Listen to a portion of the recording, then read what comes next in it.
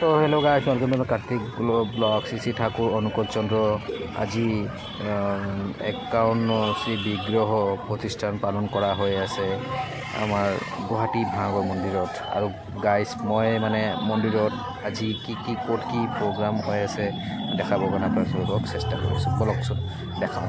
আৰু চব ডেক'ৰেশ্যনবোৰ কিমান ধুনীয়া কৰিছে। এইটো চাইডে আনন্দ বজাৰ কৰিব, মানে ৰেগুলাৰ যোনটো আনন্দ বজাৰ হয় এইটো চাইড হয়। বলক মই আপোনালোকক ধুনীয়াকৈ দেখাম। ডিপু ৱাৰ্ক এইটো চাইডে ডিপু ৱাৰ্ক, এইটো হল ৰুম, সেইটো চাইডে মাটি জমিন হৈ আছে। বলক মই সেই গোটেইখিনি যিমানখিনি পাৰোঁ দেখাব চেষ্টা কৰিম আপোনালোকক। বলক ভিডিঅ'টো আৰম্ভ কৰোঁ।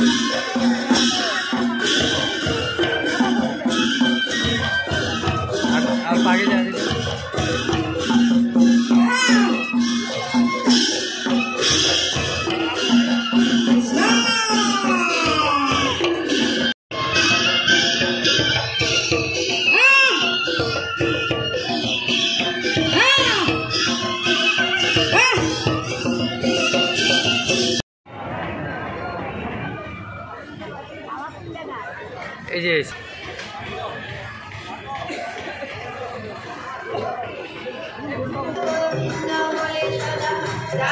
গাইস বৰ্তমানে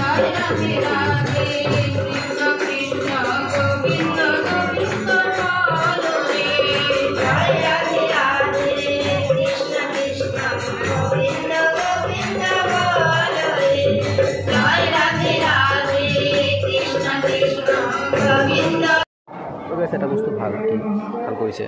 বয়সস্থ মানুহবোৰ মানে থিয় দি খাব নোৱাৰে, আনন্দ বজাৰ কৰিব নোৱাৰে, সেইকাৰণে বহি কিনে খোৱাৰ কাৰণে ধুনীয়াকৈ মানে চেয়াৰ টেয়াৰ পাৰি দিছে। চাই আৰু আমাৰ দৰে য়ং মানুহবোৰৰ কাৰণে বেলেগ চাইডত আছে। বলক এইটো চাওক, ইয়াতে ধুনীয়াকৈ চাওক।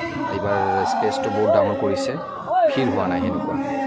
আৰু লাইনটো আছে, চাওক লাইনটো, সেইটো চাওক লাইন আছে, দেখাই আছোঁ আপোনালোকক কি কি পিছফালৰ লাইন আছে। এতিয়া বৰ্তমান লাইন কম আছে, কিন্তু অলপ পিছত লাইনটো পুরো ভর্তি হয়ে যাব। আর মানে আনন্দ বাজারে কী কী দিয়েছে অলপ দেখাব চেষ্টা করব আপনাদের।